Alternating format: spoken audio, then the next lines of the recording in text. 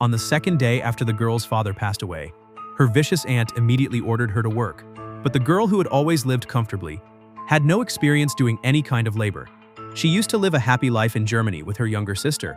But after their parents died in an accident, their fate was rewritten overnight. With no one left to rely on, they were sent to separate families. One was an uncle who lived in the countryside. The other was an aunt who lived in the Netherlands.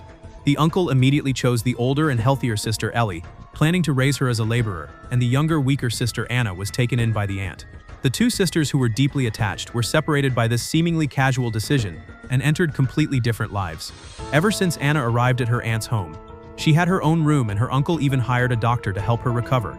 But Ellie, who was taken to the countryside, had to do all kinds of dirty, exhausting chores every day, and whenever she had a break, her aunt would call her over to give massages. The only good moment for Ellie each day was looking at the photo of her and her sister before bed.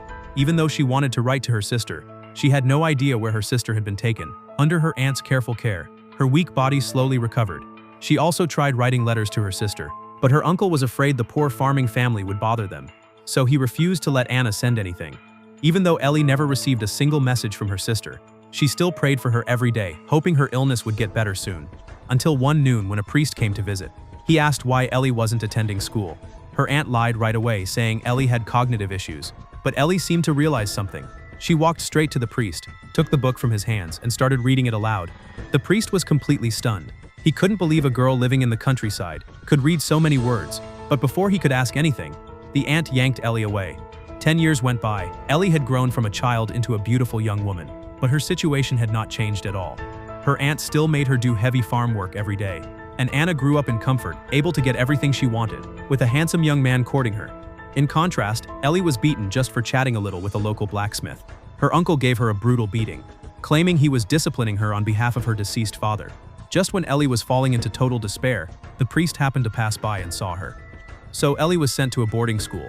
The dream of going to school she had since childhood was unexpectedly fulfilled because of that beating. 3 years later, she graduated successfully, but it was during wartime, so she had to take a job as a maid. But the lady of the house was extremely harsh. Even if Ellie had just cleaned the floor 10 minutes ago, she would still be dissatisfied and make her do it again.